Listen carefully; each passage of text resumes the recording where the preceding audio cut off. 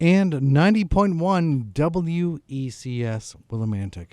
Welcome to something different. We're going to skip the usual fanfare and the introduction to bring you an awesome band that I've been playing quite often over the past few months.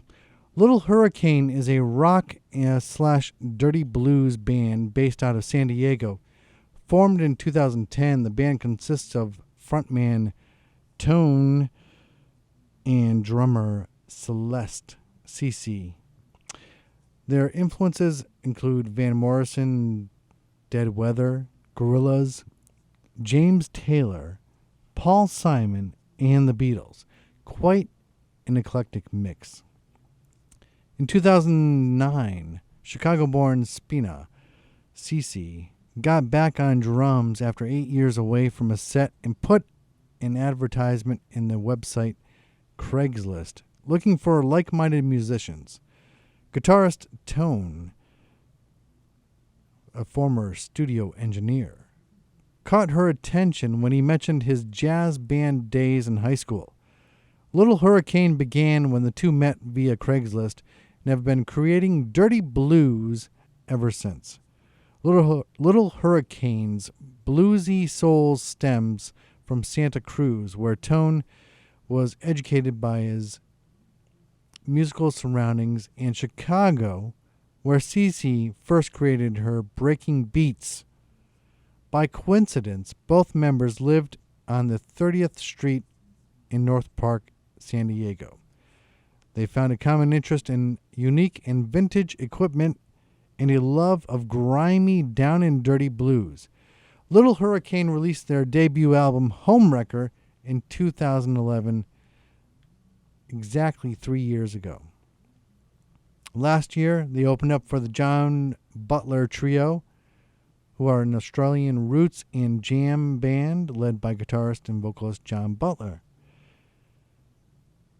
They are now about to release their next album called Gold Fever. Let me welcome for you in your listening enjoyment Tone and CC of Little Hurricane. How you doing, guys? Hey, Mark. Hey, how's everything We're going? good. Good. How are you? Oh, wonderful now. Now that I'm on the air with you, everything's good. Good. So, tell me a little bit about Little Hurricane, a little duo that packs quite a big hit. Tell me a little about how did you get together? I mean, after you hooked up through Craigslist, what made you think that you could take this on the road and be an official band? Well, it's kind of a process, but we started playing a lot of shows around San Diego just to figure out our sound and what we wanted. And then you can only play in one town so much before you got to branch out to other cities. And it's led to meeting a lot of cool people. We toured Australia last year and met people over there. So music is really pulling us along to wherever it wants us to go. It's been exciting. Now, the signature sound that you have is dirty blues. And at first, I thought it was more in reference to the sound of the music that you play, but it deals more with kind of a blues style of music that's kind of touches on socially taboo subjects, including sexual acts and references to drug use. How does that play into the mix of the songs that you play, the original stuff? Well, I think the way we describe dirty blues is we just have a lot of rattles and buzzes in our equipment, and we like that. We like that it's not perfect, it's raw, but you can hear the soul through it, hopefully. And the song is just a medium for getting an idea across. And yeah, some of our song titles do touch on addiction and topics where, it's a dirty topic. But blues, I think, it's a good way to express feelings of that nature. It wasn't until I started doing some deep research on you today that I realized that the dirty blues was more about the lyrics than it is the sound. I thought the sound that you create was really cool, and that I thought I was assuming that was the Dirty Blues, where you're creating using the steel guitar and using the bottleneck to create that just reverberation and all that cool sound. But it's more than that. It's also the lyrics as well. Yeah, it's everything. Yeah, I think it's in the live show too. Maybe we kind of it's really raw and honest and dirty in a way. I'm going to get to your covers later, but the original music, can you tell me a little bit about what you put into writing the songs for that? Well, with our new album, we actually went and rented a apple packing house out in Julian, California, which is an old gold mining town. And so a lot of the songs are kind of inspired by the environment that we recorded the album in. We also wrote the songs while we were there. But a lot of the time, it's just an idea or a feeling or an emotion, and then we follow through with a song. So we just try and invoke that feeling into song. Which one of you comes up with the lyrics most? We both contribute. It really depends on the song. If it's a personal experience on my behalf, obviously I'll put in more of the lyrics. Some of the songs are personal experiences Cece has had, and we'll work together to come up with the lyrics and the melody, and it's really collaborative. Stay Classy is an awesome mix of covers that you put together, and each of them touch on you kind of make them your own. In each, even though they're established songs, you make each of them your own. What went into the discussion that between the two of you to choose those songs? I think it was kind of like a process. We would rotate these songs out for live shows, and over the years of playing live, we've accumulated this quiver of songs, and I think it was just a matter of time, and people were asking when we're ever going to get these on recorded, like on a CD or download, and we're like, well, let's talk to our lawyer. Our lawyer said no, but we're going to do it anyway. So there we're you go. Put it out as a free album, and hopefully Fiona Apple or Roger Waters doesn't do it. You brought up Fiona Apple. I thought that Shadow Boxer was probably the best one off that. It's the most sensual alternative song out there, next to maybe Glory Box by Portishead. But I was surprised that you made it work. And you, as a male vocalist, you made it work rather than hearing Cece sing it for the first time. Thank you. Yeah, I think that the magic of a good song is no matter. I mean, I guess you could ruin it, but if it's a good song, you can play it in many different forms, and it'll still be a good song, in my opinion. Yeah, absolutely. And it's kind of like I saw an Idol once where Daughtry was singing, and he kind of got to the front of the crowd because he was making songs into his own. And that's what I think about you. You're taking these covers, and you're doing a whole CD of covers, and you're making it into your own, and you make it work. I mean, I think it goes against the grain. A lot of people hear a song and they love a song, and they don't want to hear anybody else singing it. But you made it work. Well, thank you. Yeah, we try to put our own spin on everything. Yeah. Cece, I heard you were reluctant to sing on or contribute to some of these songs by singing. Did Tone push you, or?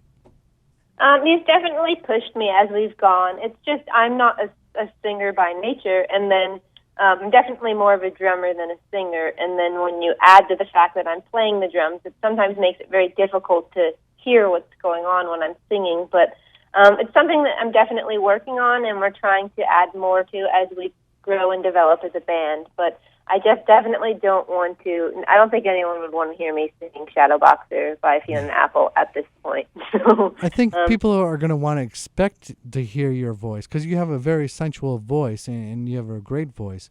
We want to hear it more, without a doubt. I mean, Tone, he sings excellent and it works, but sometimes you want to hear a female voice as well. Yeah, I think it's good to keep people maybe wanting to hear more as opposed to wanting to hear less. So we try and incorporate it where we can, but not overdo it. But do you feel like you're building your confidence up? I'm trying to, it comes with experience and experience on the stage, but it's hard to just come up with confidence. So I think the more that we play, the more it will be there. But as much as I search for it, sometimes it's just hard to find. But When you hear that applause, let that boost your confidence because you're doing an awesome job. There should be more of an equal mix, I think, between the two of you because you both have great voices. And I would love to hear both of you singing more often. Well, thank you.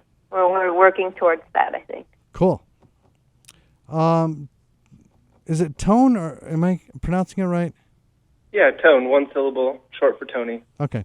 Tone, was it a big jump for you to go from playing jazz to going to blues? Not really. I mean, that was an easy gap to fill because there's a lot of the same modes and scales. I was in a rock band also in high school, and I think that's where the dirty mixes in with the blues. And I have the most fun playing guitar, like in blues and jazz. So that's what we focused this band around: is what do we enjoy playing? What style of music do we enjoy playing the most? And if we both could land on jazz and blues, which I feel are like in the same family. That's kind of the original American music, isn't it? Absolutely, yeah. And jazz started first, maybe, and then blues followed along later on, or I guess you could argue which one came first, but it doesn't really matter. They're both great. Yeah, no, I agree, and I think it's a genre that maybe more or less is seeing a comeback. I feel like there was a time when it was like, oh, every blues song has been written. It's just 12-bar progression. But I feel like there's so much more. And I told myself a long time ago, never limit music or an instrument or a genre because there can always be a breath of fresh air in any genre of music. Absolutely. All right. Let's talk about Gold Fever. That's your new album that's coming out. Was it next week? April 29th. Well, happy. It's a very exciting day all around, I guess. Absolutely.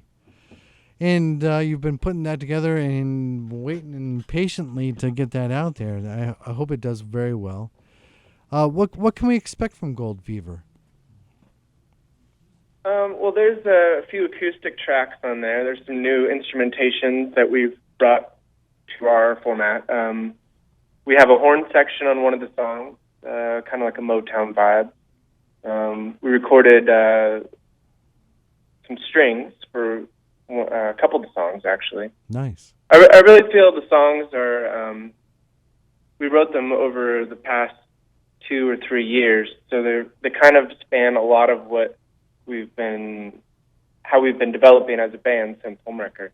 So it's exciting. And I do think, as Cece mentioned earlier, there's a lot of kind of that Southern California gold rush desert kind of blues vibe in there.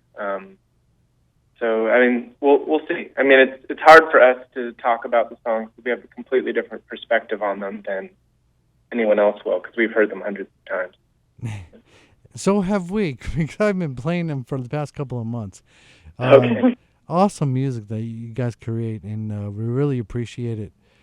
Can you kind of describe the reception you've received so far when you're on the road and you're on tour? What's the difference between what the critics are saying and what your fans are telling you? It's really inspiring to go out on the road, and because we can spend all of our time in the studio and make songs and be like, well, hopefully people like them. But when we play live and people applaud or they'll come up to us after show and say they traveled by train 4 hours to get there, and it's really an important day for them, it really gives us that energy back to keep doing it and keep making music. And that's a great tribute. Yeah, that's a great tribute to. I can imagine for someone playing to hear that. Yeah, at first the praise you get after being on stage is a little awkward. Being like, oh, we don't deserve this. We're just normal people making music. But it's really inspiring that our music can touch people and they can respond to it and make it part of their lives. Absolutely. is there a place that you look forward to going? You've been touring for a while now. Is there a place you look forward to going to get your favorite comfort food, like a pizza or a burger or an ice cream or something like that? Cece likes fried chicken. So. I do. Plenty of fried chicken throughout the entire country, as it turns out. We try and hit that up. Do you notice the difference between different regions and their style of fried chicken? Yeah, well, they do the hot chicken down in the South, I guess, the more spicy fried chicken, which we've never done Nashville before, so I'm really excited for this tour to actually play Nashville and eat their spicy fried chicken. So I think that's probably what I'm looking forward to most, to be honest. Very cool. Now, Sports Illustrated, the swimsuit edition, there was a quote about you. The boy-girl blues act hollers and moans, swapping vocals in tales of tough, turbulent love. How did you get reviewed by the Sports Illustrated swimsuit edition? Well, I think that they, for that particular edition, they were picking bands that they had predicted that will do great things in the coming year. And for whatever reason, we were one of the bands that they picked, and we got to play a show in Vegas with all the swimsuit models, and I think one of them even shot a really sort of strange video of modeling to one of our songs. Now, Cece, were you invited to be a part of the swimsuit edition? Not to model. I mean, we played, but you should have. They should have asked you right away, because you would have fit in perfectly. I think I maybe do a little better behind the drum set as opposed to in a bikini, but thank you. Thanks for not putting me in that.